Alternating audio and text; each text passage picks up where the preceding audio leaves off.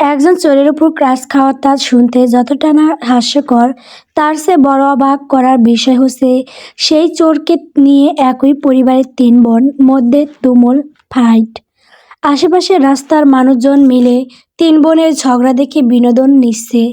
কেউ কেউ আবার ফোনের ভিডিও অপশন অন করে ভিডিও করছে, আবার কেউ সেটা ভিডিও কলে পোস্ট করছে। ক্যাপশনে দিচ্ছে, বিশিষ্ট শিল্পপতি আফতাব খানের তিন নাতিন মিলে রাস্তায় একটা সুদর্শন চোরকে পাওয়ার জন্য নিজেদের মধ্যে ঝগড়া করছে। অনেকেই তো বিষয়টা বেশ এনজয় নিয়ে দেখছিল। ওদের মধ্যে থেকে ইশাদ চোরটার দিকে এক ধাপ এগিয়ে গিয়ে কলার চেপে ধরল। একদম পেশাদার গুন্ডার মতো চোরের কলাটা হাতের সাহায্যে পেঁচিয়ে ধরে ইশাদ বলল, এই বেটা চোর, সত্যি করে বল, তুই আমাকে দেখার পর তোর ভেতরে প্রেমের বাতি জ্বলে উঠেছে, তাই না? বল, সবাইকে বল, নয়তো আজ তোকে এখানেই সাবার করে মাটিতে পুঁতে রেখে যাব। চোরটা বেশ ভয় পেয়ে গেল ওর কথায়। বেচারা এক মহা ফ্যাসাদে পড়েছে। চোরটার নাম রিশাদ, এবার অনার্স সেকেন্ড ইয়ারে পড়ে। বেচারাকে তার গার্লফ্রেন্ড সাফ সাফ জানিয়েছে আজকে থেকে শপিংয়ে না নিয়ে গেলে তার সঙ্গে মেয়েটা ব্রেকআপ করবে। কিন্তু রিশাদ ছিল একজন মধ্যবিত্ত পরিবারের ছেলে, ওদিকে তার গার্লফ্রেন্ড আবার ডানা কাটা পরীর মতো বড়লোক, যাকে শপিং করানোর মানি পকেটে রীতিমতো বড়সড় একটা ভূমিকম্প ঘটানো। রিশাতের যা মাসিক হাত খরচ তা দিয়ে ওই মেয়ের একটা লিপস্টিকও হবে কিনা সন্দেহ। তাই এই উচ্চবিত্ত গার্লফ্রেন্ডের শপিংয়ের আবদার মেটানো রিশাতের মতো ছেলের কাছে আকাশ কুসুম ভাবনার মতো ছিল। শেষমেশ কোনো উপায় না পেয়েই বেচারা চোরের মতো বিপজ্জনক প্রফেশনে নাম লেখাতে বাধ্য হলো। আর বেচারা প্রথম চুরিটাই করে বসে ভুল মানুষদের কাছ থেকে। রাস্তার কোণে তিনটি মেয়েকে দাঁড়িয়ে থাকতে দেখে রিশাদ ভেবে নেয় এটাইকেই ওর শিকার বানাবে। পোশাক আশাক দেখে মনে হচ্ছে বেশ বড় ঘরের মেয়ে এরা। অনেকক্ষণ যাবৎ ধরে রাস্তার পাশ ঘেঁষে দাঁড়িয়ে আছে রিশা, ইশাদ আর আইজা। আশেপাশে বারবার চোখ বোলাচ্ছে তিনজন কাঙ্ক্ষিত মানুষের অপেক্ষায়। আজকে ওদের চারজন মিলে শপিংয়ে যাওয়ার কথা ছিল, কিন্তু ওদের ফ্রেন্ড দিয়া এখন আসছে না। শপিং করার প্ল্যানটা অবশ্যই দিয়াই ঠিক করেছিল। সামনেই ওদের ভার্সিটিতে নবীনদের বরণ করার জন্য নবীন বরণ প্রোগ্রাম রয়েছে, সেখানে ওরা চারজন মিলে নাচ দিবে। এর জন্য নিজেদের সেম শাড়ি জুয়েলারি কেনার জন্য চারজনের একসঙ্গে শপিং করার কথা ছিল। অনেকক্ষণ হওয়ার পর দিয়া আসছে না দেখে রিশা ওকে ফোন করার উদ্দেশ্যে ব্যাগ থেকে ফোন বের করতে নেয়। এদিকে রিশাদ আশেপাশে একবার সন্তর্পণে চোখ বুলিয়ে নেয়, কাউকে দেখা যাচ্ছে না। এটাই সুযোগ, যেই ভাবা সেই কাজ। রিশাদ ওদের তিনজনের পাশ দিয়ে যেতে নিচ্ছিল, অমনি ও কোন দিকে না তাকিয়ে দুহাতে আদ্রিশা আর ইশাতের ব্যাগ ধরে টান মেরে বসে। যেই না ওই সেই ব্যাগগুলো নিয়ে দৌড় দিতে যাবে, অমনি আইজা ওর হাতের সাহায্যে চোরটার চুলগুলো মুঠি করে ধরল। আদ্রিশা আর ইশাত এগিয়ে এসে নিজেদের ব্যাগগুলো চোরটার হাত থেকে কেড়ে নেয়, আর তিনজন মিলে চোরটাকে ঘিরে ধরল। রিশাদকে ভালোভাবে খুঁটিয়ে কিছুক্ষণ দেখতে লাগলো তিনজন। ভালোভাবে দেখার পর তিনজনের মুখের আকৃতি চেঞ্জ হয়ে আসে। সেখানে এসে হানা দিয়ে ধরল একদল লজ্জারা।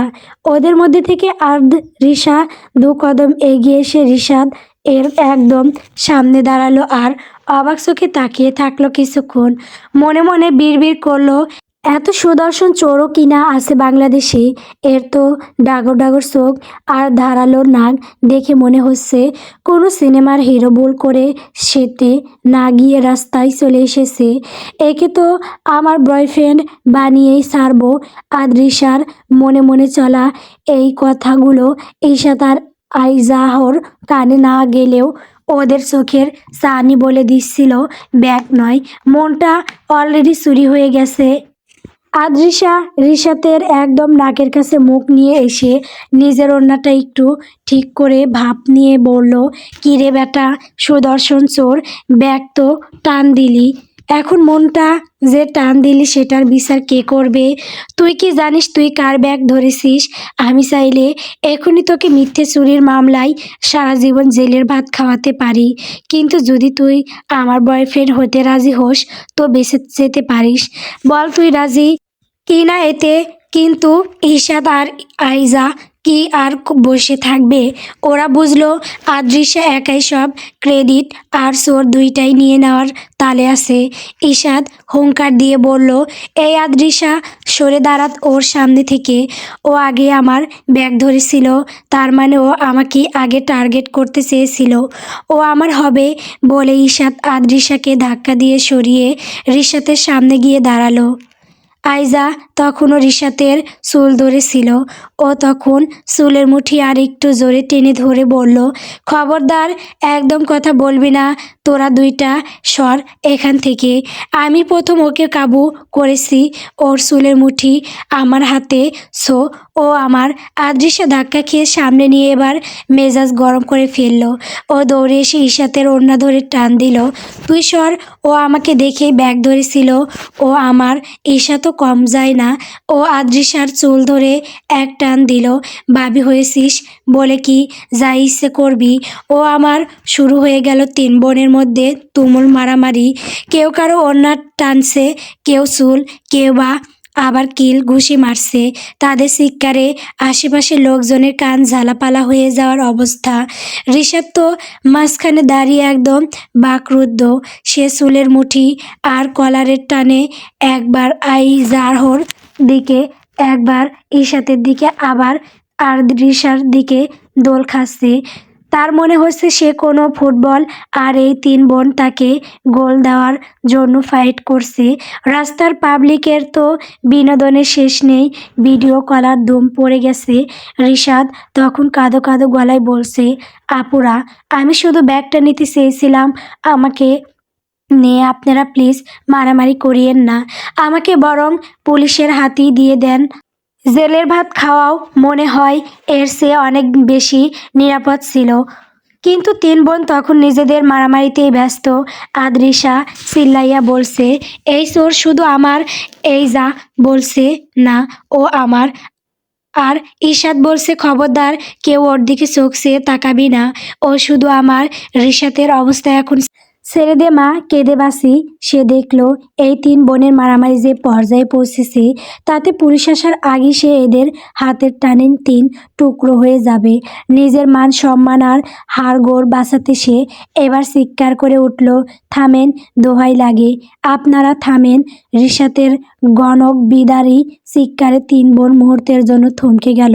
আইজা তখনও তার চুলের মুঠি ধরে আছে, আর ঈশাদ আদ্রিসা একে অপরের ওড়না টেনে ধরে হাঁপাচ্ছে। রিশাদ দুই হাত জোর করে কাঁদো কাঁদো গলায় বলল, "আপুরা, আমি কোনো প্রফেশনাল চোর না, আমি শুধু পরিস্থিতির শিকার। আমার একটা গার্লফ্রেন্ড আছে, সে মহা বড়লোক। আজ শপিং করাতে না নিয়ে গেলে সে ব্রেকআপ করবে বলেছে, কিন্তু আমার পকেটে একটা ফুচকা খাওয়ার টাকাও নেই, তাই বাধ্য হয়েই আপনাদের ব্যাগ টান দিয়েছিলাম। বিশ্বাস করেন, আপনাদের বয়ফ্রেন্ড হওয়ার যোগ্যতা বা ইচ্ছা কোনোটাই আমার নেই।"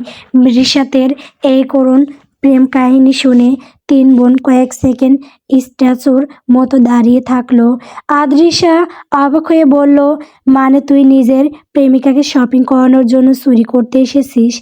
Like seriously?" আইজাহর মেজাজ বিগড়ে গিয়ে বলল, "তোর এত বড় সাহস, আমাদের মতো সুন্দরী মেয়েদের কাছ থেকে তুই তোর গার্লফ্রেন্ডকে শপিং করানোর জন্য ব্যাগ টানিস? দাঁড়া, তোকে আজ আমি।"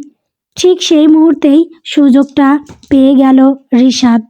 ঝগড়ার রেশ কাটতে না কাটতেই তিনজন যখন আবার তর্কে জড়ানোর উপক্রম করলো, রিশাদ এক ঝটকায় নিজের মাথাটা আইজাহর হাতের মুঠি থেকে ছাড়িয়ে নিল। তারপর কোন দিকে না তাকিয়ে একদম অলিম্পিক অ্যাথলেটের মতো দৌড় পিছন থেকে ঈশাদ চিৎকার করে উঠল, এই চোর, পালাচ্ছিস কোথায়? তোকে আজ আমি ছাড়ব না।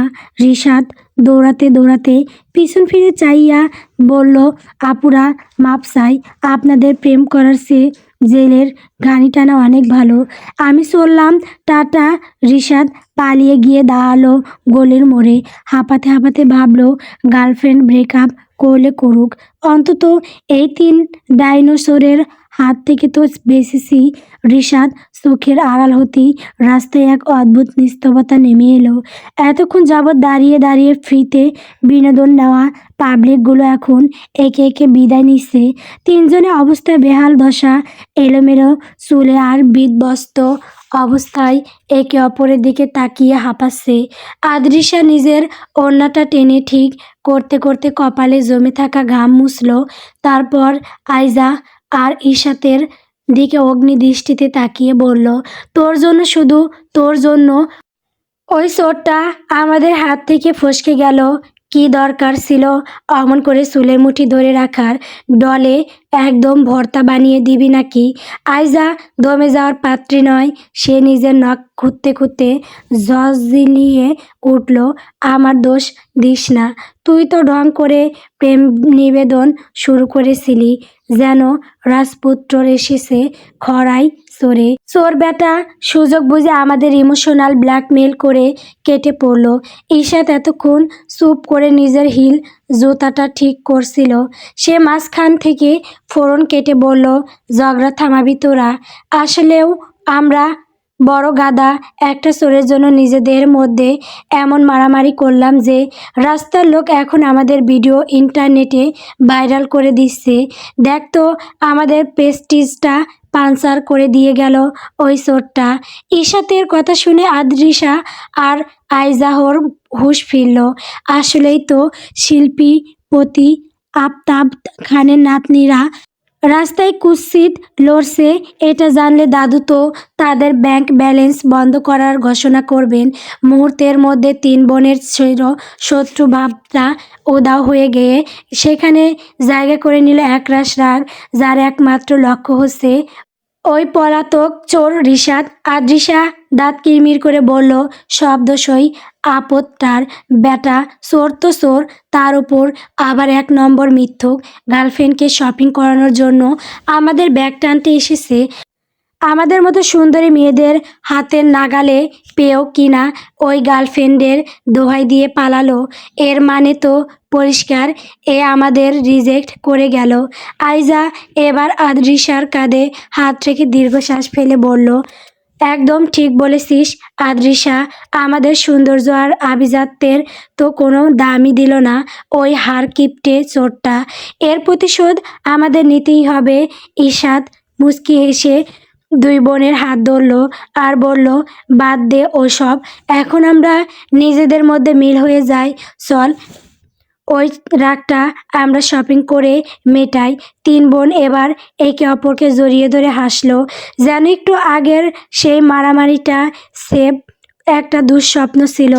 আদ্রিসা যাওয়ার আগে রাস্তার লোকজনের দিকে তাকিয়ে চোখ রাঙিয়ে বলল, এই যে ভিডিও বাজরা অনেক হয়েছে, এবার ফোন পকেটে ঢুকিয়ে নিজের কাজে যান। সিনেমা শেষ। 3 বোন একসাথে পা মিলিয়ে গাড়ির দিকে এগোতে এগোতে মনে মনে প্রতিজ্ঞা করলো, পরের বার ওই চোরকে পেলে আগে তার গার্লফ্রেন্ডদের ঠিকানা বের করবে, তারপর তাকে দিয়ে ইচ্ছে মতো জুতা পেটা করাবে। তানু, অনেক খুঁজেছি, ফাইলটা পাচ্ছি না, একটু ফাইলটা খুঁজে দিয়ে যাও না, আমার দেরি হয়ে যাচ্ছে, অনেক ইম্পর্টেন্ট মিটিং রয়েছে। বাবা আমার জন্য ওয়েট করছে, ফাইলটা খুঁজে। না, তুমি সারাক্ষণ ঘুমিয়ে থেকো, কেউ তোমাকে ডিস্টার্ব করবে না।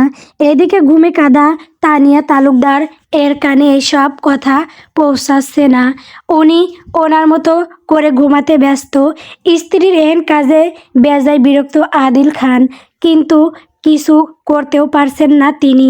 এখন যদি তানিয়া তালুকদার এর ঘুম একবার ভেঙে দেন উনি, তাহলে ভদ্রমহিলা ওনাকে ধরে উদুম কেলানি কেলাতে একবার এর বেশি ভাববেন না। এদিকে না ডেকেও ওনার উপায় নেই, মিটিং যে কোনো সময় শুরু হয়ে যেতে পারে, আর উনি এখনও ফাইল খুঁজেই পাচ্ছেন না। শত চিন্তা ভাবনা কষে আদিল খান তানিয়াকে ডাকার সিদ্ধান্ত নেন। এতে যদি ওনার উপরে কয়েক গা লাগিয়ে দেয়, তাতেও উনি কিছু না বললে মুখ বুজে তা সহ্য করে নেবেন। তবুও ওনার ফাইল ওনার হাতে চাই। আদিল খান তানিয়া তালুকদারকে ডাকার উদ্দেশ্যে কণ্ঠ খাদে নামিয়ে নরম সুরে ডেক উঠেন, তানু, এই তানু, একটু আমার ফাইলটা খুঁজে দিবেও প্লিজ। তানিয়া তালুকদার কিছুটা নড়ে চড়ে উঠে সামান্য চোখ ফাঁক করেন তিনি, কিন্তু সেটা কয়েক সেকেন্ডের বেশি স্থায়ী থাকেন না। পুনরায় উনি কম্বল ভালোভাবে গায়ে জড়িয়ে ঘুমিয়ে পড়েন আর বিড়বিড় করে শুধু বললেন, আমি ঘুমাবো। আদিল খান হতাশার দৃষ্টি ফেলেন, তারপর হাত ঘড়িতে একবার চোখ বুলালেন। দ্যাট টাইম মিটিংয়ে আর এখন বাজে 1:19। ওনার হাতে আর মাত্র 11 মিনিট বাকি আছে। এদিকে তানিয়ার ঘুম থেকে ওঠার নাম গন্ধ নেই। উনি ভেবে পান না ওনার মতো একজন দায়িত্ববান মানুষের বউ কিভাবে এতটা লেজি আর কেয়ারলেস হয়ে থাকে। সময় যেন থামার নাম নয়, সে নিজের আপন গতিতেই চলছে। আদিল খান পুনরায় ফের ডেকে উঠেন, এবার কণ্ঠে কিছুটা গম্ভীর্য ঢেলে ডাকেন, তানিয়া, ঘুম থেকে উঠো, আমার দেরি হচ্ছে। কিন্তু সময় খুব কম আমার হাতে। বারবার একইভাবে ডাকার কারণে প্রচুর বিরক্ত তানিয়া তালুকদার। কেউ ঘুমের মধ্যে বারবার ডাকলে প্রচণ্ড রাগ লাগে তা ওনার সেই ব্যক্তির ওপর। এদিকে একইভাবে কিছুক্ষণ পর পর ডাকতেই আসেন আদিল খান। শেষে বিরক্ত হয়ে কম্বল ছেড়ে উঠে বসেন তানিয়া তালুকদার। চোখ থেকে এখনও ঘুমের রেশ কাটেনি। আধবোঝা চোখে সামনে আদিল খানকে ওনার দিকে উৎসুক দৃষ্টি নিয়ে তাকিয়ে থাকতে দেখে রাগ লাগে ওনার। একে তো জোর করে ঘুম থেকে তুলেছে, তার উপর এভাবে সংসেজে দাঁড়িয়ে থাকার কোনো মানে খুঁজে পাচ্ছেন না তিনি। কণ্ঠে তেজ নিয়ে আদিল খানের উদ্দেশ্যে তানিয়া বললেন, সমস্যা কি? তোমায় দেখি কোনো শিষ্টাচার নেই। কেউ ঘুমিয়ে থাকলে তাকে ডাকতে হয় না, এটুকু কমন সেন্স তোমার মধ্যে নেই। আদিল খান তানিয়ার তালুকদারের এসব কথাই বেশি একটা পাত্তা না দিয়ে তাড়াহুড়া করে বলে ওঠেন, পরশু তোমাকে যেই ফাইলটা রাখতে দিয়েছিলাম সেটা কোথায় রেখেছো? আমি খুঁজে পাচ্ছি না ওটা, একটু খুঁজে দাও প্লিজ, আমার দেরি হয়ে যাচ্ছে। তানিয়া তালুকদার ফাইলের কথা শুনে কিছু একটা ভেবে ইশারায় আদিল খানকে কাবার্ড দেখালেন, বললেন, ওটার ভেতরেই তোমার সাদা শার্টের নিচে রেখেছিলাম, যাও ওখান থেকে গিয়ে নিয়ে আসো। আদিল খান দ্রুত তার সহিত কাবার্ড এর সামনে এগিয়ে ওটা খুললেন।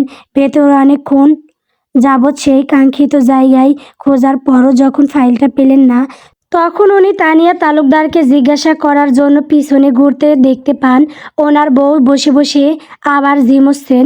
যে কোনো সময় আবার বিছানায় লাটা দিয়ে দিতে পারেন ভেবে উনি সেদিকে এগিয়ে যান আর কিছুটা উচ্চস্বরে বললেন, তানিয়া, কোথায় রেখেছো ফাইল? যেখানে বলেছো সেখানে অনেক খুঁজেছি, পাইনি তো, একটু খুঁজে দিয়ে যাও না। সবে মাত্র চোখে ঘোমটা লেগেই আসছিল। অমনি আদিল খানের কথায় তা পুনরায় ব্যাঘাত ঘটে। এবার বেজায় চটে যান তানিয়া তালুকদার। স্বামীর উদ্দেশ্যে কঠিন হুঁশিয়ারি দিয়ে বলেন, আমি যদি একবার এখান থেকে উঠি আর যেখানে বলেছি সেখানে ফাইলটা পাই, তাহলে তোমার 1 দিন আমার 10 দিন। আদিল খান শুকনো একটা ডোক গেলেন। আজ ওনার কপালে শনি আছে তা উনি খুব ভালো করেই জানে। তবুও ফাইলটা পাওয়ার এখন বেশ ইম্পর্টেন্ট।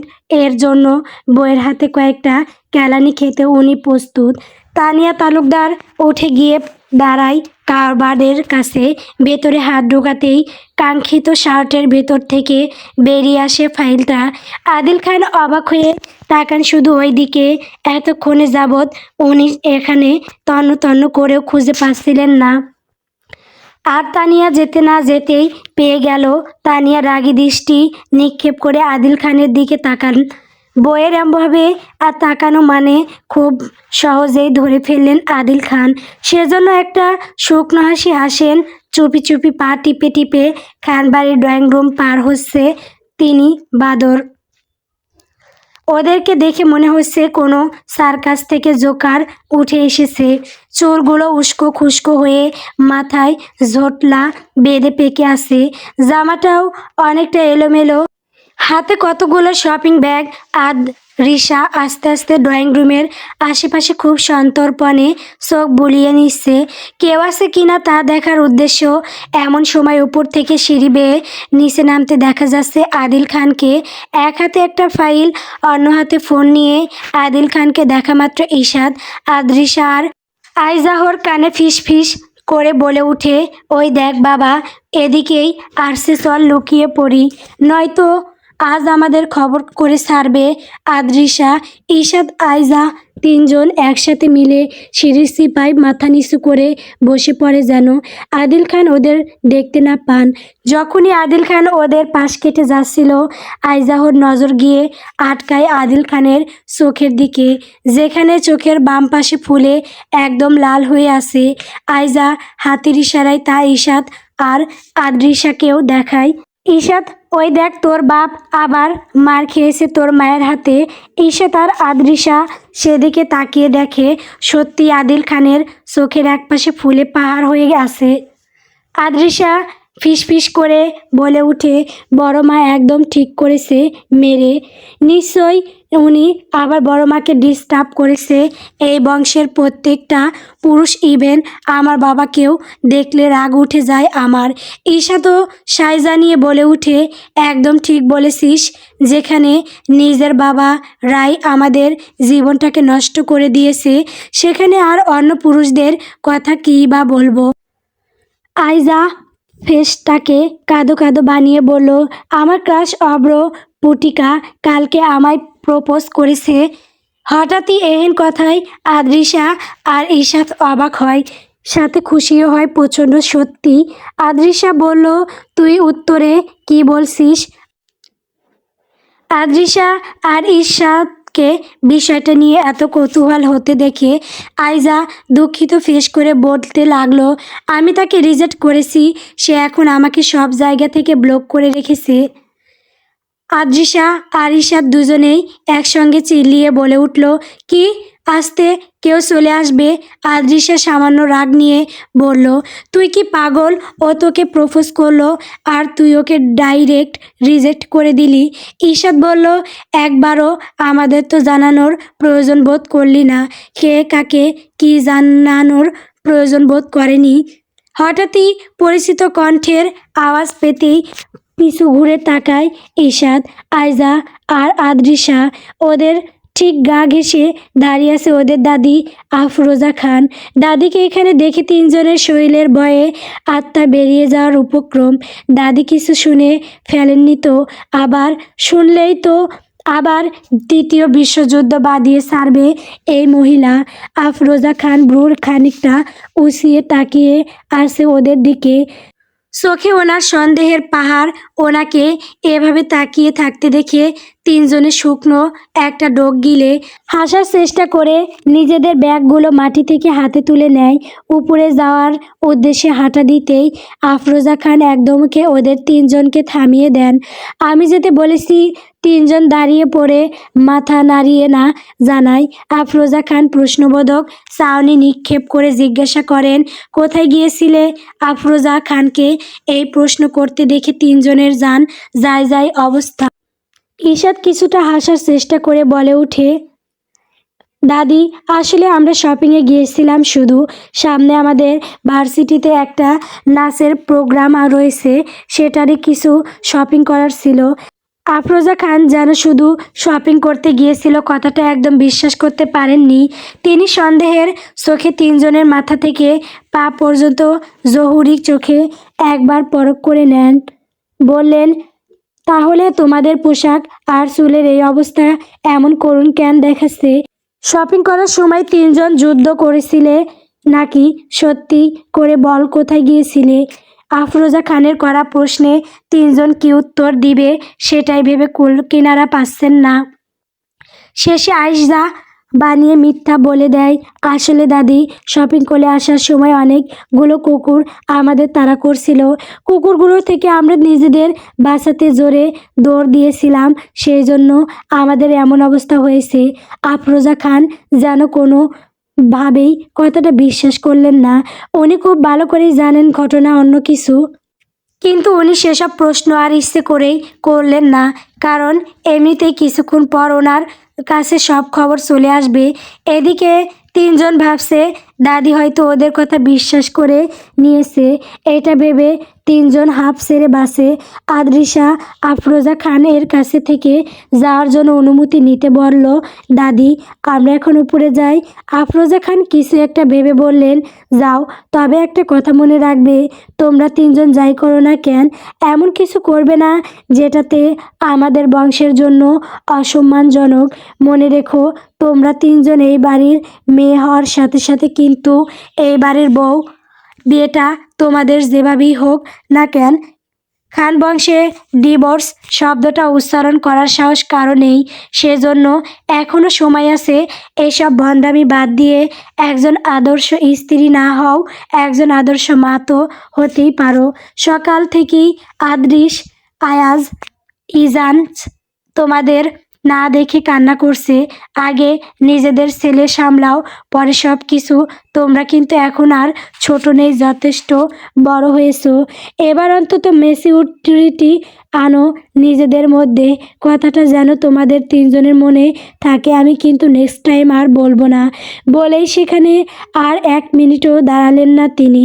গটগট পায়ে প্রস্থান করেন আফরোজা খান।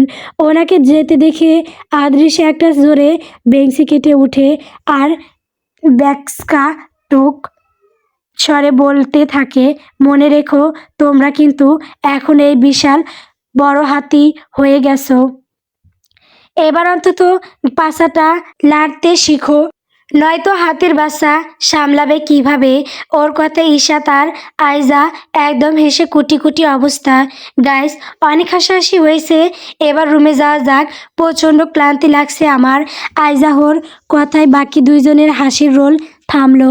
কেউ আর কোনো উচ্চ বাক্য করলো না। হাতে থাকা শপিং ব্যাগগুলো নিয়ে ওরা সিঁড়ি বেয়ে উপরে উঠে এলো। করিডর পেরিয়ে যে যার রুমে ঢুকে পড়লো। নিজের ঘরে পা রাখতেই আদ্রিসার চোখে পড়ল এক অদ্ভুত দৃশ্য। ছোট্ট আদ্রিস ভীষণ চিন্তিত মুখে নখ কামড়াতে কামড়াতে ঘরের এক মাথা ও মাথা পায়চারি করছে। আদ্রিসার একমাত্র ছেলে, 6 বছর বয়সের এই চঞ্চল ছেলেটি এবার ক্লাস 1-এ পড়ে। অথচ ভাগ্যের কি নির্মম পরিহাস, আবরিশ নিজেও জানে না যে তার একটি পুত্র সন্তান আছে। জানবেই বা কী করে? যে পুরুষ অন্য নারীর শখে পাথর হয়ে বিয়ের পর দিনই নববিবাহিত স্ত্রী আর পরিবারকে তুচ্ছ করে অজানার উদ্দেশ্যে পাড়ি জমিয়েছিল, তাকে আদ্রিসা নিজের স্মৃতিতে আর ঠাঁই দিতে চায় না। দেখতে দেখতে 60টি বছর পার হয়ে গেল। দীর্ঘ এই সময়ে স্বামী নামক মানুষটির কি একবারও আদ্রিসার কথা মনে পড়েনি? পড়ার কথাও নয়। সে তো ব্যস্ত নিজের প্রেমিকার শখ কাটিয়ে উঠতে।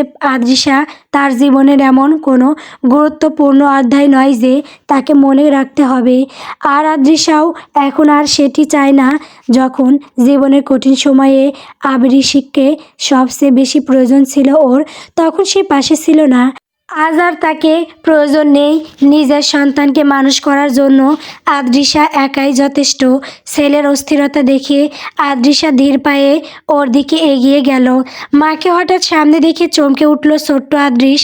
এতক্ষণ ও হন্যে হয়ে আদ্রিসাকেই খুঁজছিল। বাড়িতে না পেয়ে কাজের লোকের কাছে জানতে পেরেছিল যে ওর মাম্মাম খালামণিদের সাথে বাইরে গিয়েছে। আদ্রিসের কপালে বিন্দু বিন্দু ঘাম। 6 বছরের ছোট্ট শরীরটা যেন টেনশনে নীল হয়ে যাচ্ছে।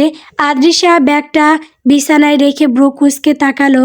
কিরে বেয়াদব, এভাবে ঘরটাকে স্টেডিয়াম বানিয়ে দৌড়াদৌড়ি করছিস কেন? কোনো অঘটন ঘটিয়েছিস নাকি? আমার নাম বেয়াদব নয়, আদ্রিস আমার নাম। আদ্রিস বলে ডাকতে পারো না আমায়? আদ্রিসা। আদ্রিস এর দিকে একবার তাকালো, পরক্ষণে কিছু একটা ভেবে হো করে পাগলের মতো হাসতে লাগলো। মায়ের এহেন কর্মকাণ্ডে আদ্রিস বিরক্ত হয়ে প্রচণ্ড। ওর মাম্মাম কি ওকে নাম ধরে ডাকতে পারে না? ওর তো একটা সুন্দর নাম আছে, আদ্রিস, কিন্তু তবুও ওর মাম্মাম ওকে বেয়াদব, ছাগলের 3 নাম্বার বাচ্চা, পটল, টমেটো এইসব পচা নামে ডাকে ওকে। মাঝে মাঝে মাম্মামের মুখ থেকে এইসব নাম শুনলে ফ্লোরে হাত পা সরিয়ে কাঁদতে মন চায় আদ্রিসের। কোন পাপের ফল স্বরূপ আল্লাহ ওকে এমন একটা জল্লাদ ডাইনি মা দিয়েছে?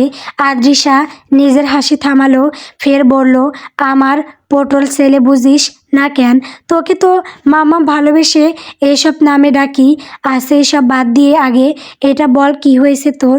এভাবে চিন্তিত দেখাচ্ছে কেন আমার সোনা ছেলেকে? আদ্রিস আমতা আমতা করে বলল, মাম্মাম আসলে ওই যে আমাদের ক্লাসের রোদেলা আছে না? আদ্রিসা ভাবুক কণ্ঠে পাল্টা প্রশ্ন করলো, কোন রোদেলা? ওই যে খুব কিউটি আর একটু গুলগাল মতো। ও তো কি হয়েছে? ওকে না ক্লাসের পচা ছেলেগুলো মোটা আলু বলে খেপাচ্ছিল। আদ্রিসা ড্রেসিং টেবিলের সামনে গিয়ে মেকআপ মুছতে মুছতে লিলিপ্ত গলায় বলল, তাতে তোর কি? তুই কি ও আলুর দমে ভোগ বসাতে গিয়েছিলি? ওফ মাম্মাম, it's a matter of honour. আমি তো সহ্য করতে পারিনি, তাই বীর বিক্রমের মতো ঝাঁপিয়ে পড়ে 3-4 জনের নাক ফাটিয়ে দিয়েছি। এখন তারা নাকি বাসায় গিয়ে কান্নাকাটি করছে। আদ্রিসার হাত থেমে গেল, কড়া চোখে ছেলের দিকে তাকিয়ে বলল, বলিস কি? 4 জনকে একাই খতম করেছিস? তা এই মজনু গিরির ফল কি হলো? আদ্রিস এবার মাথা চুলকাতে চুলকাতে একটা কাগজ এগিয়ে দিল। স্কুলের প্রিন্সিপাল ম্যাম পাঠিয়েছেন কাল তোমাকে আর বাপ। আদ্রিস বলতে গিয়েও থেমে গেল, ফের বলতে লাগলো, মানে তোমাকে নিয়ে যেতে বলেছে? তুমি না গেলে নাকি আমাকে স্কুল থেকে কিক আউট করবে? আদ্রিসা কাগজটা ছো মেরে নিয়ে পড়তে পড়তে রাগ অগ্নিশর্মা হয়ে গেল। তোর সাহস তো কম না? বিয়ের পর তোর বাপ পালিয়েছিল প্রেমিকার শখে, আর তুই এখন ক্লাস 1-এ পড়তেই পাড়ার মজনু হয়ে মারামারি করছিস। আদ্রিস কাঁচামাচু হয়ে বলল, মাম্মাম তুমি রাগ করছো কেন? আমি তো জাস্ট ওর প্রজেকশন দিচ্ছিলাম। আর জানো, রোদেলার আম্মু না অনেক সুন্দর, একদম পরীর মতো। কিন্তু রোদেলা বলেছে ওর বাবা নাকি হার্ট অ্যাটাক করে মারা গেছে, তাই ওর মা খুব একা। আদ্রিসার বুকটা একবার কেঁপে উঠল। সে এখন শুধু ভাবছে কাল প্রিন্সিপালের সামনে কোন মুখে দাঁড়াবে। বেচারি নিজেও তো একটা খারাপ স্টুডেন্ট, রাগের মাথায় টিচারদের কি বলতে গিয়ে কি বলে ফেলে, সেখানে নিজেই টিচারদের থেকে 10 হাত দূরত্ব বজায় রাখে। সে কিভাবে কালকে নিজের ছেলের এই অপকর্মর জন্য বিচার শুনতে যাবে? ভাবতেই তো আদ্রিসার ভয়ে হাত পা কাঁপছে। বেয়াদব ছেলে কোথাকার, কাল স্কুলে চল, তোর হিরোগিরি আমি ছোটাছুটি করে দিব। আর ওই রোদেলা নামের আপত্তার থেকে 10 হাত দূরে থাকবি বলে দিলাম। ওদের কথা বলা ঠিক মাঝেই কথা থেকে যেন ঈশাদ দৌড়ে আদ্রিসার রুমে প্রবেশ করলো আর তাড়াহুড়া করে বলল, আদ্রিসা বোন, জলদি আইজার রুমে আয়, একটা বিরাট বড় গন্ডগোল হয়ে গেছে। বলেই আর 1 মিনিটও সেখানে দাঁড়ালো না ঈশাদ। যেভাবে এসেছে ঠিক সেভাবেই দৌড়ে চলে যায়। আদ্রিসা আইজাহর রুমের দিকে যেতে থাকে, আর যেতে সময় আদ্রিসের উদ্দেশ্যে বলে যায় আদ্রিসা কালকে আদ্রিসের সঙ্গে ওর স্কুলে যাবে। আদ্রিস যেন বেশি টেনশন না নেয় বলেই আদ্রিসা চলে আসে। আদ্রিসা যেতেই রুমের মধ্যে হুড়মুড় করে প্রবেশ করে ইয়াজ আর আয়াজ। আদ্রিস ওদের দুজনকে দেখে একটা টেডি স্মাইল দেয়। আদ্রিস এর হাসি দেখে দুজন বুঝে যায় খালামণি যেতে রাজি হয়েছে। আদৃশ ওদের দিকে এগিয়ে এসে ফিসফিস করে বলে ওঠে, তোরা দুইজন এখন একদম চুপ থাকবি, কাউকে আজকে আর জানানোর দরকার নেই। আমরা তিনজন মিলে ওই ছেলেগুলোকে মেরেছিলাম, নয়তো মামাম আমাদের সঙ্গে যাবে না আর উল্টো আমাদের মেরে হাড্ডি ভেঙে ফেলবে। ইজাজ মাথা নাড়িয়ে সায় জানায়, বলে, আমি মাম্মামকে এখনো কিছুই বলিনি, তোর কথা মতো একদম চুপ আছি। আয়াজ ও বলে, আমিও বলিনি। আদৃশ বলে উঠে, এখন মাম্মামকে আমি তোদের কথা বলিনি, কালকে স্কুলে ঢোকার পর বলবো, তখন আর মাম্মাম কিছু করতে পারবে না। তিনজনই একসঙ্গে মাথা নাড়ায়। পরক্ষণেই হেসে উঠে ইজাজ আদৃশ আর আইজাজকে বলে উঠে, চল আমরা ফুটবল খেলি গিয়ে। ঠিক আছে চল। তিনজন তারপর একসঙ্গে ফুটবল খেলতে বেরিয়ে যায়। ওদের বাড়ির পিছনে বিশাল বাগানের দিকটায় আদৃশা আইজার রুমে প্রবেশ করতেই দেখতে পায় ইশাদ আর আইজা মিলে ফোনে কিছু একটা করছে। ওদের চোখ আদৃশার দিকে যেতেই আইজা দ্রুত উঠে দাঁড়ায় আর আদৃশার নিকট এগিয়ে এসে বলতে থাকে, আদৃশা ইয়ার একটা বড় গন্ডগোল হয়ে গেছে। আদৃশা ব্রকুসকে জিজ্ঞাসা করে, কিসের গন্ডগোল, এর কথা বলছিস তোরা? ইশাদ পাশ থেকে বলতে থাকে, গতকাল রাতে আমরা আইজার যে ফেক অ্যাকাউন্ট দিয়ে আবরিশ ভাইয়ার সঙ্গে চ্যাট করেছিলাম, আজ সকালেই তুই ওনাকে প্রেমের প্রস্তাব দিয়েছিলি, উনি সেটা অ্যাকসেপ্টও করেছিলেন, কিন্তু আমরা এইবার আমাদের কাজের লোক রহিমা খালার মেয়ের পারুলের ফিল্টার মারা ছবি পাঠিয়ে দিলাম। উনি ছবি দেখে পারুলকে পছন্দ করে ফেলেছেন। এখন উনি সরাসরি ভিডিও কলে কথা বলতে চাচ্ছেন পারুলের সঙ্গে। এখন কি করবি? যদি আমরা এখন ওনাকে ভিডিও কল দিতে মানা করি তাহলে তো উনি আমাদের সন্দেহ করবেন, আর ওনার কাছ থেকে মিথ্যা কথা বলে অসুস্থ মায়ের জন্য যেই 30,000 টাকা চেয়েছিলাম ওটাও তো মার যাবে, আর আমাদের ওই কক্সবাজার যাওয়ার ট্রিপটা ক্যান্সেল হয়ে যাবে। আদৃশার কপালে চিন্তার ভাঁজ আরও গভীর হলো। একদিকে ছেলের স্কুলের প্রিন্সিপালের ডাক আর এই নতুন ফেক আইডির গন্ডগোল। সে বিছানায় ধপাস করে বসে পড়ে কপাল টিপতে লাগলো। ঈশান ফিসফিস করে বলল, একটা বুদ্ধি আছে, পারুলকে সাজিয়ে সামনে বসাবো আর তুই পেছন থেকে ভয়েস দিবি, মানে লিপসিং করবে পারুল আর কথা বলবি তুই। আবরিশ ভাইয়া তো তোর গলার আওয়াজ 7 বছরে ভুলেই গেছে। আদৃশার বুকটা স্যাঁত করে উঠল। ভুলে গেছে? হ্যাঁ, হয়তো ভুলে গেছে যে মানুষটা বিয়ের পর দিন অন্য কারোর জন্য ঘর ছাড়ে, তার কাছে স্ত্রীর কণ্ঠস্বর মনে রাখার মতো কোনো দামি স্মৃতি নয়। না, আমি পারবো না। আদৃশা শক্ত গলায় বলল, তোর আর আইজাহর এই ফালতু গেমের মধ্যে আমি নেই। এমনিতেই কাল ওই বেয়াদবটার জন্য স্কুলে গিয়ে পসানি খেতে হবে, তার ওপর এই আপদ। ঠিক তখনই আইজাহর ফোনটা সজোরে বেজে উঠল। স্ক্রিনে ভেসে উঠল সেই ফেক আইডির মেসেঞ্জারে ইনকামিং ভিডিও কল। আইজা আর ঈশাদ যেন ভয়ে কুঁকড়ে গেল। ওই তো কল দিচ্ছে রে, এখন কি হবে? আইজা প্রায় কাঁদো কাঁদো হয়ে বলল, আদৃশা প্লিজ আমাদের বাসা, এই টিপটা ক্যান্সেল হলে আমি মরে যাব। আদৃশা বিরক্তিতে চোখ বন্ধ করলো, তারপর শয়তানি এক হাসি দিয়ে ফোনটা কেড়ে নিল। পারুল টারুল লাগবে না, লাইটটা অফ কর, শুধু টেবিল ল্যাপটপটা যা, আমি কথা বলবো, কিন্তু অন্ধকার অন্ধকার ভাব থাকবে যাতে মুখ বোঝা না যায়, আর তোরা একদম চুপ থাকবি। আইজা দ্রুত লাইট অফ করে দিল। হালকা নীলসে আলোয় আদৃশা ওড়না দিয়ে মুখটা অর্ধেক ঢেকে ফোনের ক্যামেরা অন করলো। ফোনের ওপাশে অন্ধকার একটা কেবিনে বসে আছে আবরিশ। 7 বছর পর স্ক্রিনের ওপারে মানুষটাকে দেখে আদৃশার শ্বাস আটকে এলো। আগের চেয়ে অনেক বেশি গম্ভীর আর ধারালো লাগছে তাকে। সেবকের কাছে হালকা দাড়ি, চোখে সেই পরিচিত অবজ্ঞা। ভিডিও কল রিসিভ হতেই ওপাশ থেকে বাড়ি গলায় আবরিশ বলল, পারুল রাইট? আদৃশা নিজের গলাটা যতটা সম্ভব বদলে একটু ন্যাকামি মিশিয়ে বলল, জি আমি। আসলে আমার ঘরের লাইটটা একটু সমস্যা করছে, তাই অন্ধকার। আবৃষ ওপাশ থেকে একটা বাঁকা হাসি দিল। অন্ধকার, ভালোই। আচ্ছা পারুল, তোমার মায়ের জন্য যে টাকাটা চাইলে সেটা কি খুব জরুরি, নাকি আমাকে মিথ্যা বলছো? অন্য কোনো কারণ আছে এটার পেছনে? আদ্রিসার হাতে কাঁপতে লাগলো। লোকটা কি তবে সন্দেহ করছে? সে নিজেকে সামলে নিয়ে বলল, আপনি কি আমাকে সন্দেহ করছেন? মা হাসপাতালে আর আপনি মজার কথা বলছেন? মজা করছি না। আবৃষের গলার স্বর হঠাৎ খুব শীতল হয়ে গেল। আসলে আমার এক ভাই বলছিল আজকাল মেয়েরা নাকি ফেক আইডি খুলে ছেলেদের ইমোশনাল ব্ল্যাকমেল করে। তোমাকেও তো বেশ রহস্যময় লাগছে। আদ্রিসা কিছু বলতে যাবে, ঠিক তখনই দরজার আড়াল থেকে আদ্রিসের গলা শোনা গেল, মাম্মাম, আমার ফুটবলের হাওয়া বেরিয়ে গেছে। পাম্পারটা কোথায়? আদ্রিসার আত্মা যেন খাঁচাছাড়া হাওয়ার উপক্রম। সে দ্রুত ফোনের স্পিকার অফ করতে চাইল, কিন্তু তার আগেই ওপাশ থেকে আবৃষ ব্রুকুসকে প্রশ্ন করলো, মাম্মাম, তোমার ঘরে বাচ্চার আওয়াজ কেন? আদ্রিসার মাথায় যেন আকাশ ভেঙে পড়ল। সে আইজা আর ইশাতের দিকে অগ্নিদৃষ্টিতে তাকালো। আইজা ইশারায় মুখ চেপে ধরে আছে।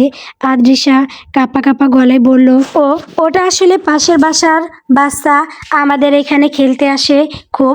আবৃষ কিছুক্ষণ চুপ করে থেকে বলল, আচ্ছা পারুল, কাল সকালে তোমার সাথে আবার কথা বলবো। এখন না হয় টাকাটা পাঠানোর ব্যবস্থা করছি। এখন রাখছি। কলটা কাটার সাথে সাথে আদ্রিসা যেন পান ফিরে পেল। কপালে জমে থাকা বিন্দু বিন্দু ঘামগুলো ওনার খুঁট দিয়ে মুছে সে আইজা আর ইশাতের দিকে বাঘিনী চোখে তাকালো।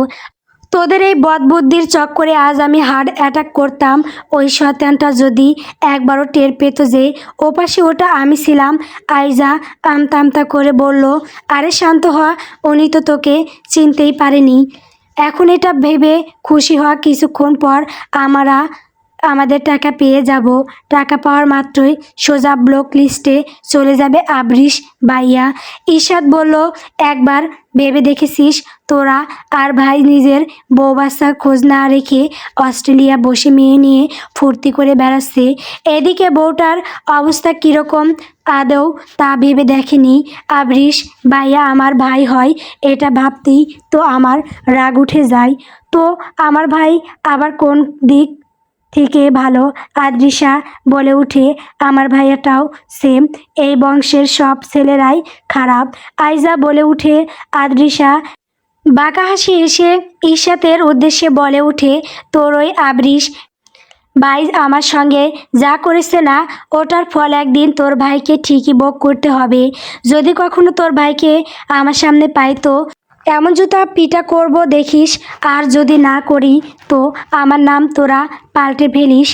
পাশ থেকে আইজা আদ্রিসার উদ্দেশ্যে বলে উঠে, আমি তো তোর ওই ভাই নামক আরিস পশুটার বামের ভেতরে যদি খাড়া বাস না ঢুকাইছি তো আমার নামও আইজা নয়রিন খান না। হ্যাঁ, তোরা দুজন অনেক বলছিস। এবার আমি বলবো। ঈশাত আইজার উদ্দেশ্যে বলতে লাগে, তোর কি মনে হয় আমি তোর ওই জাওয়াদ জঙ্গলি স্যাকা খোর বাইকে ছেড়ে দিব? একদম ডাইরেক্ট বাই। তোরা এবার থামবি প্লিজ, আমার তোদের কথা শুনে মাথা ব্যথা করছে। আদ্রিসার কথায় ওরা দুজন একদম চুপ হয়ে যায়। ঠিক তখনই আইজার ফোনে একটা নোটিফিকেশন এর আওয়াজ আসে। আইজা ফোন হাতে নিতে দেখতে পায় ওর অ্যাকাউন্টে আরবিশ এর অ্যাকাউন্ট থেকে 1,00,000 টাকা ট্রান্সফার করা হয়েছে, যা দেখে তিনজনে পুরোই শক। ওরা তো চেয়েছিল মাত্র 30,000 টাকা, আর ওদেরকে পাঠানো হয়েছে 1,00,000 টাকা। খুশিতে তো তিনজনের চোখ চিকচিক করে উঠে। পারলে এখনই তিনজন মিলে লাফিয়ে উঠে, লাইক সিরিয়াসলি, তুই জানোস মেয়েটার ফেক অ্যাকাউন্ট, তারপরেও কোনো চিন্তা ভাবনা না করে 1,00,000 টাকা পাঠিয়ে দিলি। বিস্ময় কাটিয়ে উঠতে না পেরে কথাগুলো বলে উঠে আরিশ। কিন্তু আরিশের কোনো কথাই কানে নিচ্ছে না। ওর বড় চেয়ারটাতে মাথা হেলিয়ে বসে থাকলো, যেন এতক্ষণ যাবৎ বলা কথাগুলো ও কিছুই শুনতে পায়নি।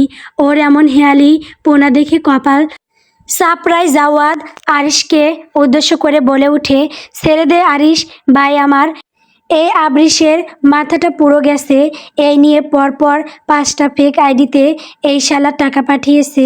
কেউই নানির ঠ্যাং ভেঙে গেছে, আবার কেউ টাকার অভাবে পড়াশোনা করতে পারছে না, আবার নাকি কেউ পাশা ভেঙে গেছে বলল। আর এই বেটা সব বিশ্বাস করে নেয়। প্রত্যেকবার টাকা পাঠানোর পর মেয়েগুলো ওকে ব্লক করে দেয়। তবুও এই শালা জেনে বুঝে টাকা পাঠাচ্ছে, একদম ঠিক কাজ করেছে এর সঙ্গে। তবুও কেন জানি এর শিক্ষা হয় না। আরিশ এবার চেতে গিয়ে বলে উঠে, শালা মানলাম তোর টাকা বেশি হয়ে পুকি দিয়ে বের হচ্ছে, তাই বলে তুই যাকে তাকে টাকা দিয়ে দিবি? টাকা বেশি হলে আমাকে বল, দেখিস একদিনে কিভাবে তোর ওপর থেকে এত টাকার বোঝা কমিয়ে দেই আমি। আবরিশ এতক্ষণ চুপ ছিল, কিন্তু এবারও মুখ খুলল। আরিশের উদ্দেশ্যে বলল, উফ, তোর এই মুখ দিয়ে যখন শালা ডাকটা বের করোস, মন চাই টুস করে গিয়ে তোর বোনটাকে তুলে এনে বাসর করে ফেলি। আবরিশের এমন হেয়ালিপোনা দেখে আরিশ বিরক্তি নিয়ে বলল, বেয়াদব, মুখের বাসা ঠিক কর আগে। আমার বোনের সঙ্গে বাসরটা করা মনে হয় তুই বাকি রেখে আসছিস। তোর ভাগ্য ভালো ও তোর সামনে নেই, নয়তো তোকে জুতা পিটা করে ছাড়তো। তবে যাই বলিস না কেন, তোর বোন কিন্তু দেখতে আগের সে আরও বেশি সুন্দর এবং হট হয়ে গেছে। দেখলে খালি খেতে মন চায়, একদম কামড়িয়ে কামড়িয়ে। আস্তাগফিরুল্লাহ, নাউজুবিল্লাহ, সি কি মুখে ভাষা। এখানে আর 2 মিনিট থাকা যাবে না। আরিশ, চল এখান থেকে চলে যাই। জাওয়াদের কথায় আরিশও সায় জানিয়ে বেরিয়ে পড়ে। এই ছেলের সামনে আর 2 মিনিট থাকলে বেচারার নিষ্পাপ বোনটার ইজ্জতের রফা দফা করে ছাড়বে এই আবরিশ। আরিশ যাওয়ার আগে অবশ্য আবরিশকে শাসিয়ে যায়, আমি কিন্তু রাতে বাড়ি ফিরে তোর খবর নিয়েই ছাড়বো। আবরিশ আরিশের দিকে দূর থেকে একটা ফ্লাইং কিস ছুঁড়ে মারে। আরিশ রেগে সেখান থেকে চলে আসে। আরিশ যাওয়ার পরই আবরিশ নিজের ফোনটা হাতে নেয় আর গুগল গিয়ে সার্চ দেয় ইউনিক স্টাইলে বউকে নিয়ে বাসর করার আইডিয়া। খানবাড়ির বিশাল ডাইনিং টেবিলে এক থমথমে পরিস্থিতি। টেবিলের একদম মাথায় গম্ভীর মুখে বসে আছেন বংশের প্রধান বিশিষ্ট শিল্পপতি আফতাব খান। তার এক পাশে তার স্ত্রী আফরোজা খান, আর অন্য পাশে 3 ছেলে, বড় ছেলে আদিল খান, মেজো সাদাব খান এবং ছোট ছেলে আসিফ খান। আদিল খানের চোখে ফোলাটা এখনও কমেনি, সেটা আড়াল করার জন্য তিনি বারবার চশমা ঠিক করছেন। তার পাশে বসে আছেন তার স্ত্রী তানিয়া তালুকদার, যিনি এখনও হাই তুলছেন। তার উল্টো দিকে বসে আছেন সাদাব খানের স্ত্রী ইকরা আজিদ, যিনি খুব মনোযোগ দিয়ে নিজের নখ দেখছেন। আর আসিফ খানের স্ত্রী ফাইজা খানম খুব বিরক্ত মুখে চামচ দিয়ে প্লেট নাড়ছেন। আফতাব খান গলার স্বর খাদে নামিয়ে বললেন, আদ্রিসা, আইজা, ইশাত ওরা কোথায়? পাশ থেকে আফরোজা খান বলে উঠেন, হয়তো ওদের রুমে আছে। আফতাব খান পাশে দাঁড়িয়ে থাকা কাজের লোক রহিমার উদ্দেশ্যে বলে উঠেন, ওদের 3জনকে রুম থেকে ডেকে নিয়ে এসো রহিমা। রহিমা খাবার বাড়া বাদ রেখে মাথা নাড়িয়ে সায় জানায় এবং উপরে চলে যায় 3 বোনকে ডাকতে। আদ্রিসা, আইজাও আর ইশাদ 3জনেই টাকার অংশটা দেখে বেশ কিছুক্ষণ ধরে থম মেরে বসে আছে। তাদের বিস্ময়ের সীমা নেই। আবরিশের কাছে তারা চেয়েছিল মাত্র 30,000 টাকা, কিন্তু সে পাঠিয়েছে তার চেয়েও অনেক বেশি। হঠাৎ করে আবরিশের এই দরাজ দিলেন মানে কি? আদ্রিসার মাথায় অন্যরকম এক চিন্তা ঘুরপাক খাচ্ছে। ও তো মনে মনে প্রায় নিশ্চিত হয়ে গেছে যে আবরিশ নিশ্চয়ই ওই রহিমা খালার মেয়ে পারুলের প্রেমে হাবুডুবু খাচ্ছে। ওকে ইমপ্রেস করার জন্যই কি তবে এই টাকার সাধ্য? ভাবতেই তো আদ্রিসার রক্ত গরম হয়ে উঠছে। যদি সত্যি আবরিশ পারুলের প্রেমে পড়ে থাকে, তবে আদ্রিসার এখন ঠিক কী করা উচিত সে নিজেই বুঝতে পারছে না। তার শুধু ইচ্ছে করছে এখনই গিয়ে আবরিশের টুটি চেপে ধরে ওর দফা রফা করে দিতে। আদ্রিসার বুকের ভেতরটা রাগে রিরি করছে, নিজের মনে বিড়বিড় করে বলছে, বেয়াদব পুরুষ, নিজের বউ বাচ্চা থাকতেও বাইরে অন্য মেয়ের সঙ্গে ফ্লার্ট করে বেড়াস। আদ্রিসা মানল হয়তো ওদের বিয়েটা পরিবারের চাপে হয়েছিল, কিন্তু তাই বলে সে কি আদ্রিসার স্বামী হওয়ার অধিকার অস্বীকার করতে পারে? নিজের বিবাহিত স্ত্রী থাকতে আবরিশ অন্য কোনো নারীকে নিয়ে কল্পনা করে কিভাবে? ভাবতে ভাবতে আদ্রিসার ফর্সা মুখটা রাগে একদম টকটকে লাল হয়ে উঠেছে। তার এই রণচণ্ডী রূপ দেখে ঈশাত আর চুপ থাকতে পারল না। সে কপাল ভাঁজ করে ফেলে জিজ্ঞেস করেই বসল, কিরে আদ্রিসা, তোর মুখ চোখ এমন লাল হয়ে যাচ্ছে কেন? কি হয়েছে তোর? ঈশাতের প্রশ্নে আদ্রিসা যেন সম্বিত ফিরে পেল, কিন্তু তার চোখের আগুন নিভল না। ও ফুঁসে উঠে বলল, কি হয়েছে মানে? তোর ওই গুড বয় আবরিশ ভাইয়ের কাণ্ড দেখছিস না? 30,000 চেয়েছি আর সে পাঠিয়েছে 1,00,000।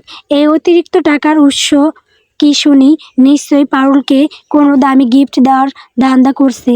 আইজা ফিসফিস করে বলল, আবরিশ ভাইয়া যাকে ইচ্ছে টাকা পাঠাক, এতে তোর এত জ্বলছে কেন রে? কোনোভাবে কি তুই আবরিশ ভাইয়ার প্রেমে পড়ে গেছিস না তো? আদ্রিসা কিছু বলতে যাবে, ঠিক তখনই দরজায় টোকা পড়ল। রহিমা খালা ভেতরে উকি দিয়ে কাচুমাচু মুখে দাঁড়ালেন। তাকে দেখে আদ্রিসার মেজাজ আরও বিগড়ে গেল। মনে হলো যেন সামনে পারুলকেই দাঁড়িয়ে থাকতে দেখছে।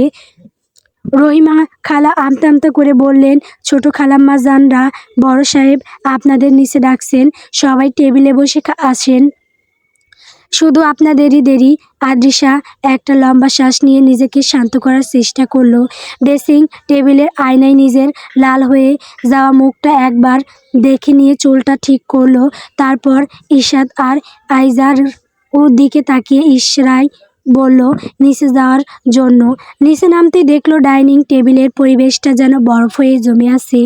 আফতাব খানের গম্ভীর মুখচ্ছবি আর বাকিদের নীরবতা বলে দিচ্ছে বড় কোনো ঘোষণা আসতে চলেছে।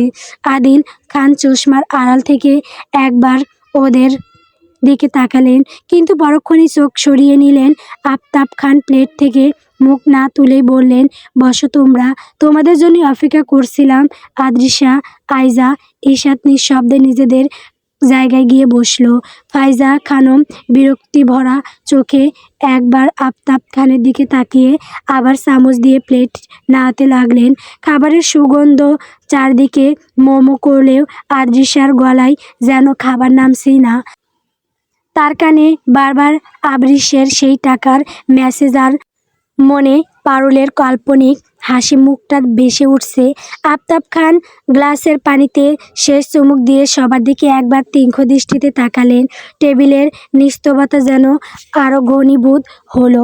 তিনি শান্ত অথচ পাতলের মতো দীর্ঘ গলায় বলতে শুরু করলেন, আমি একটা চূড়ান্ত সিদ্ধান্ত নিয়েছি। আদ্রিসা, আইজা আর ঈশান, তোমরা তিনজন পরশুই অস্ট্রেলিয়ার উদ্দেশ্যে রওনা হবে। তোমাদের হায়ার স্টাডির যাবতীয় ব্যবস্থা আমি নিজে তদারকি করে সেখানে ঠিক করে রেখেছি। পুরো ডাইনিং টেবিলে যেন বজ্রপাত হলো। আদিল খান, সাদাব খান আর আসিফ খান একে অপরের দিকে তাকালেন, কিন্তু কারো সাহস হলো না টু শব্দ করার। আফতাব খান থামলেন না, তিনি একইভাবে বলে চললেন, আদ্রিস, আয়াজ আর ইজাজ আপাতত আমাদের সাথে এখানে থাকবে। ওদের নিয়ে তোমাদের ভাবতে হবে না। আমি চাই তোমরা তিনজন মন দিয়ে পড়াশোনা শেষ করে ফিরে এসে আমাদের এই বিশাল বিজনেসের হাল ধরো। তোমাদের জীবনে অতীতে যা হয়ে গেছে তা হয়তো আমি বদলাতে পারবো না। খুব অল্প বয়সেই খুব কঠিন কঠিন বোঝা তোমাদের কাঁধে ছেড়ে দিয়েছিলাম, কিন্তু সেই ভুলের মাসুল হিসেবে আমি তোমাদের স্বপ্নগুলোকে এভাবে অকালে শেষ হয়ে যেতে দিতে পারি না। তিনি একটা দীর্ঘশ্বাস ফেলে একটু থামলেন, তারপর আফরোজা খানের দিকে তাকিয়ে আবারও গম্ভীর হলেন, আমি জানি কাজটা কঠিন, কিন্তু তোমাদের ভবিষ্যতের কথা ভেবেই আমি এই কঠোর সিদ্ধান্তটা নিয়েছি। আশা করি আমার এই সিদ্ধান্তের ওপর দ্বিতীয়বার কেউ কোনো কথা বলতে আসবে না। পরশুই তোমাদের ফ্লাইট, সেভাবেই প্রস্তুতি নাও। আফতাব খানের কথাগুলো ডাইনিং টেবিলে থমথমে বাতাসে যেন সজোরে চাবুক মারল। কারো মুখে কোনো কথা নেই, কিন্তু মনের ভিতর চলছে তুফান। বিশেষ করে তিন মা তানিয়া, ইকরা এবং ফাইজার বুকে যেন শিলের মতো বিঁধল এই সিদ্ধান্ত। ইকরা এতক্ষণ লক দেখছিলেন, কিন্তু আফতাব খানের কথা শুনে তার হাত থরথর করে কাঁপতে লাগলো। যেখানে উনি ওনার মেয়েটাকে ছেড়ে একদিনও তিনি একা থাকেননি, সে জায়গায় উনি কিভাবে মেয়েকে এত দূরে পাঠাবেন? কিভাবে ওনার মন তাতে কোনোভাবেই সায় দিচ্ছেন না যেন। তিনি করুণ চোখে আফতাব খানের দিকে তাকিয়ে আমতা আমতা করে বললেন, বাবা, ওরা তো এখনো ছোট, তার উপর আদ্রিস, আয়াজ আর ইজাজ, এই 6 বছরের বাচ্চাগুলো কিভাবে ওদের মাকে ছেড়ে এত দূরে কিভাবে থাকবে? মা হিসেবে আমাদেরও তো বুক ফেটে যাবে। তানিয়া তালুকদার হাই তোলা বলে গিয়ে এবার সোজা হয়ে বসলেন। তার চোখে কোণে পানি চিকচিক করছে। তিনি কাঁপা গলায় বললেন, বাবা, আদিলের শারীরিক অবস্থা তো আপনি দেখছেনই। এই সময় মেয়েদের বাইরে পাঠানো কি খুব জরুরি? অন্তত কয়েকটা দিন সময় দেওয়া যায় না? আদিল খান মাত্রই পানি মুখে নিতে যাচ্ছিলেন, অমনি স্ত্রী এহেন বানু আট মিথ্যা শুনে পানি ওনার নাকে মুখে উঠে যায়। উনি জোরে জোরে কাশতে থাকেন। ওনাকে কাশতে দেখে তানিয়া আফতাব খানের উদ্দেশ্যে চিন্তিত গলায় বললেন, দেখছেন বাবা, আমি আপনাকে বলেছিলাম না আদিলের শারীরিক অবস্থা বেশি ভালো না, ওর দিন দিন রোগ বেড়েই চলেছে। এর উপর যদি মেয়েগুলো চলে যায় উনি কিভাবে থাকবেন? ফাইজা খানমও সাথে তাল মিলিয়ে বলতে থাকেন, বাবা, ভাবি একদম ঠিক বলেছি, আদিল ভাইজানের অবস্থা দিন দিন অবনতির দিকে যাচ্ছে। এটা কোনো সাজা? আমাদের মেয়েরা কি অন্যায় করেছে যে ওদের এভাবে নির্বাসনে পাঠাচ্ছেন? ওদের ছেলেরা তো ওদেরই আগড়ে ধরে বেঁচে আছে। আফতাব খান টেবিল চাপড়ে ধমক দিয়ে উঠলেন। তার কণ্ঠের গাম্ভীর্যে পুরো ঘর কেঁপে উঠল। চুপ করো তোমরা, আমি কোনো অন্যায় করছি না। 7 বছর আগে এই বাড়িতে যা ঘটেছিল তাই কলঙ্ক আমি আজও মুছতে পারিনি। 15 বছর বয়সে এই মেয়েগুলোর কাঁধে যে বোঝা চাপিয়ে দেওয়া হয়েছিল তার জন্য দায়ী আমি। কিন্তু তাই বলে ওদের পুরো জীবনটা এই খাঁচায় বন্দি হয়ে কাটবে? কখনোই না। আদ্রিসা, আইজা আর ইশাদ তিনজনই নিথর হয়ে বসে আছে। তাদের চোখের সামনে 7 বছর আগের সেই বিভীষিকাময় রাতটা ভেসে উঠল। অতীতে সেই কালো রাত। আরিশ আর জাওয়াদ খান বংশের 3 রত্ন। তাদের বিয়ে ধুমধাম ছিল আকাশচুম্বী। কিন্তু তাদের বিয়ের আসরে খবর আসে তাদের 3 প্রেমিকা অন্য ছেলেদের হাত ধরে পালিয়েছে। গল্প প্রণয়ের গোপন ক্যানভাস। গল্পটি কেমন হয়েছে কমেন্ট করে বলবেন। আমার চ্যানেলে নতুন নতুন গল্প পেতে সবাই আমার চ্যানেলটিকে সাবস্ক্রাইব করবেন।